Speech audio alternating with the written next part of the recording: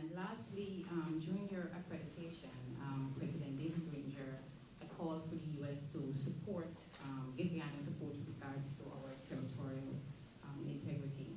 How would your government respond to such a call? Okay, wow, we never thought that question would be asked. No, I'm joking. Well, a couple things. I'll answer with some of the things we've already said, and then I'll say a few things we haven't said to try to address some other parts of your question.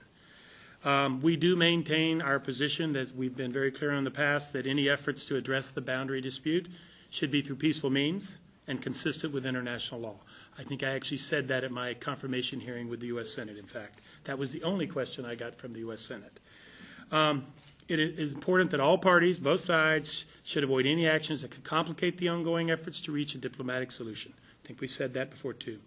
We are also pleased to learn that Presidents Granger and Maduro met at the UN along with Secretary General Bond, and we encourage them to continue that dialogue. I think all of that we said before. Now, you asked specifically about the 1899 arbitration. The land boundary between Guyana and Venezuela was decided by an arbitral award in 1899. That's a fact, and duly implemented by both parties.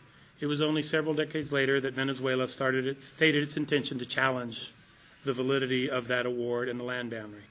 We call on all parties to continue to respect the 1899 arbitral ruling and boundary unless or until a competent legal body decides otherwise or both parties agree on something else. So that's sort of our position and where we're at. I think that says a little more than we may have said in the past, addressing your direct question on the 1899 decision.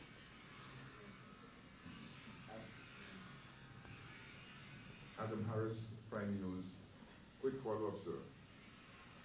Last Friday, Mr. Granger said that generally when there are threats to a nation, or even if it escalates to the point of confrontation, larger nations rarely get involved, and he doesn't expect the United States to get physically involved in such confrontation.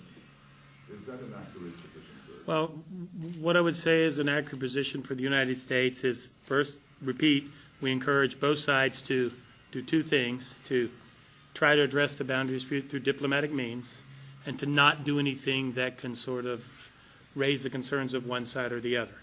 So that is our position. As far as do we intervene or how do we support, each situation is different, and the circumstances that may bring about a situation in that particular moment in time is different. So everything is obviously evaluated on a case-by-case basis. But right now our focus on peaceful resolution, continued dialogue, and respect for international law.